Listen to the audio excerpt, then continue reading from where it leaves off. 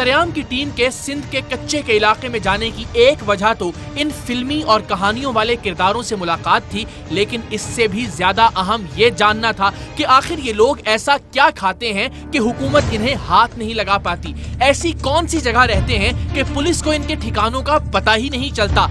ऐसा क्या पहनते हैं कि सुलेमानी टोपी पहनने वालों की तरह कानून की नजरों से ओझल रहते हैं। इनके पास ऐसे कौन से हथियार हैं जिनके होते हुए भी इन पर कोई दफा और कोई जुर्म लागू नहीं होता। बस यही तफ्तीश और तशवीश सरेआम की टीम को कश्मोर से मुल्हका कच्चे के इलाके में ले गई। ये कच्चे का सबसे खतरनाक हिस्सा समझा जाता है क्योंकि कश्मोर 3 सूबों की सरहद पर वाक़े है और इससे मुत्तसिल कच्चे का इलाका बलूचिस्तान के गैर आबाद रेगिस्तानों और जुनूबी पंजाब के उन नोगो एरियाज से मिलता है जहां छोटू गैंग जैसे बदनामे जमाना डाकुओं की आमाजगाहें हैं। हुकूमती दावे यही हैं कि छोटे बड़े शहरों से तावान के लिए अगवा किए गए मगवी इन्हीं इलाकों में लाकर रखे जाते हैं और कानून नाफिज करने वाले इदारों को जुर्रत नहीं होती कि वो यहाँ पर भी मार सकें। छीनी गई गाड़ी अगर एक बार इस इलाके में दाखिल हो जाए तो किसी के फरिश्ते भी उसका खोज नहीं लगा सकते, लेकिन सरेआम की टीम इन्हीं हकाइक का खोज लगाने जिला कश्मोर के शहर कंदकोट पहुंची। ARY न्यूज के नुमाइंदे अली हसन मलिक और कुछ इन्फॉर्मर्स हमारे पहले से ही मुंतजिर थे, सो फौरन ही हमने कच्चे के इलाके का रुख किया। यहाँ ये वजाहत जरूरी है कि हमने इस प्रोग्राम को चंद हफ्ते पहले रिकॉर्ड किया था, लेकिन दानिस्तन इसे ऑन एयर होने से रोके रखा। इसकी वजह क्या थी ये हम आपको प्रोग्राम में आगे चलकर बताएंगे। कुछ देर कौमी शाहराह पर चलने के बाद हमारी गाड़ी एक टूटी फूटी सड़क पर आ गई।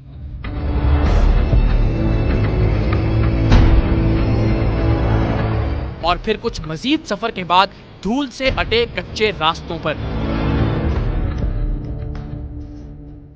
रास्ते में ऐसे कई मकाम आए जब सभी लोगों को गाड़ियों से उतरना पड़ा और बड़ी मुश्किल से गाड़ियां दूसरी जानिब जा सकी। इस वक्त नाज़रीन बदनामे ज़माना कच्चे के इलाके में कुछ बदनामे ज़माना ऐसे डाकुओं की तलाश में पहुंचे हैं जिनके सर पर 5-5 मिलियन तक की कीमत मौजूद है। और ये वो डाकू हैं ज़ाहिर है जिन्होंने न सिर्फ सिंध के लोगों का जीना हराम कर रखा है बल्कि यहाँ की पुलिस की नींदें भी इन लोगों की वजह से उड़ चुकी हैं। मीडिया टीमें और सरेआम की टीम जब इन तक पहुँच सकती है तो फिर पुलिस या दीगर कानून नाफिज करने वाले इदारे क्यों नहीं।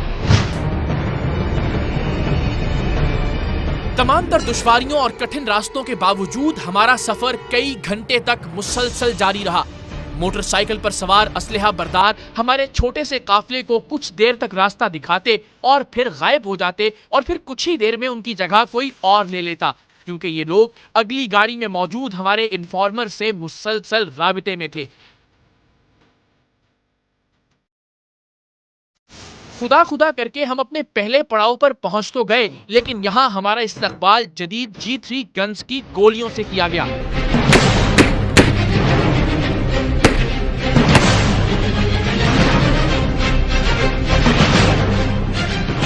सब कुछ तय था, लेकिन इन्हें अब पता नहीं क्यों इस बात पर शक हो गया था कि हम ये रिकॉर्डिंग पुलिस को मुहैया कर देंगे।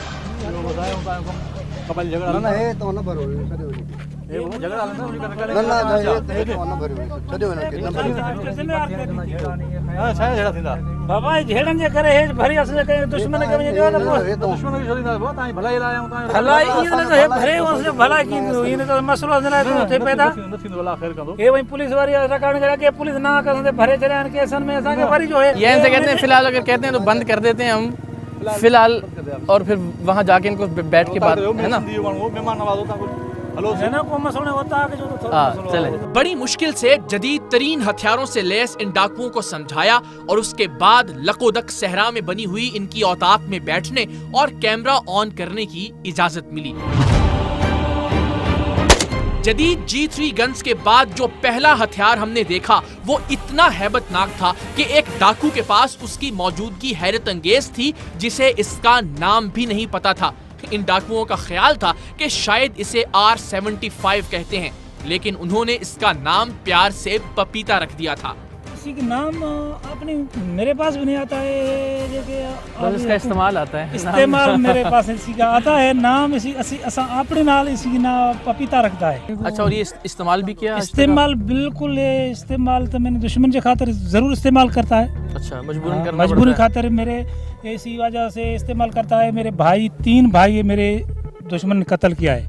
इस तरह की चीजें आमतौर पे तो हमें मिलती नहीं है ना। मुश्किल तो नहीं है, सजल आसान है भाई जान, कोई मसला ही नहीं है ना। तो अब आप दुनिया से कट के रह रहे हैं, यानी बिल्कुल अलग थलग है, जिस तरह अभी आपकी औताक है या खानदान वाले फैमिली भी आपके साथ जी होती जी है। जी जी जी। तो उनकी हिफाजत किस तरह से करते हैं फिर दुश्मनों से वो आप? दुश्मन जे हिसाब से चौकी सर पारा देता है। मेरे जेके भाई है, जेरे साथी है, मेरा जेके भी है, मेरे कबीला है। अच्छा,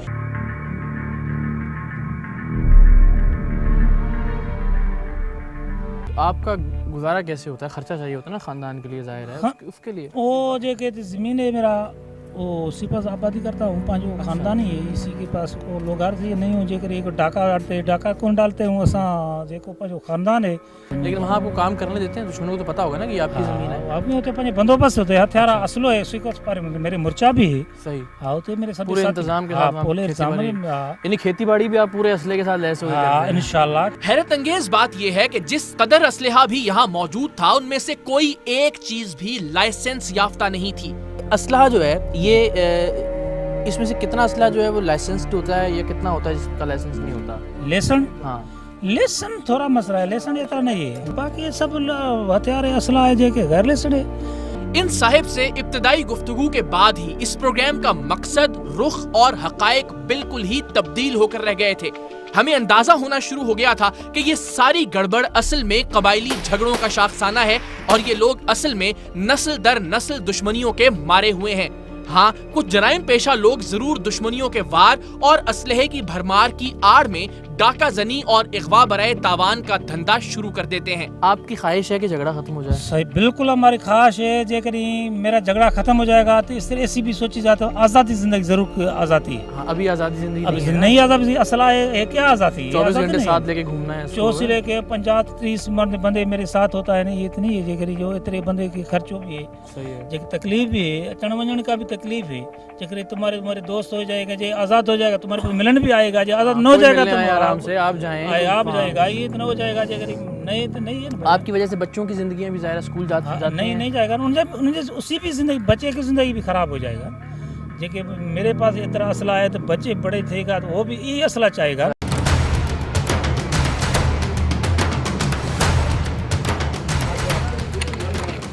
ये झगड़े शुरू किस तरह से होते हैं कबीलों के दरमियान आपस में? वजह क्या होती है बुनियादी तौर पर लड़ाई? लड़ाई यार थोड़ी थोड़ी चीज़ तो हो जाती है, कोई चोरी चकारी देना लेना, ये वो कोई ऐसा मसला। किसी भी छोटी सी बात पे झगड़ा शुरू छोटी हो सी जाता बात पे झगड़ा हो जाता है। है। तो अभी तक यही नहीं, जितने लोगों से आपकी दुश्मनी है फर्ज करें, उसमें कितना नुकसान दोनों तरफ से हो चुका है? तकरीबन 60 से ज़्यादा बंदे मारे गए हैं। आप चाहते हैं कि मसला हल हो? मसला हल हो जाए, कोई मसला नहीं है। हम तो पहले ही बोला कि मसला हल हो जाए। आप कहीं जाने के लिए तैयार हैं? कोई आपकी तरफ अगर आना चाहे, मिलने के लिए, बैठने के लिए, बातचीत करने के लिए तैयार हैं आप? हाँ बिल्कुल हम तैयार हैं।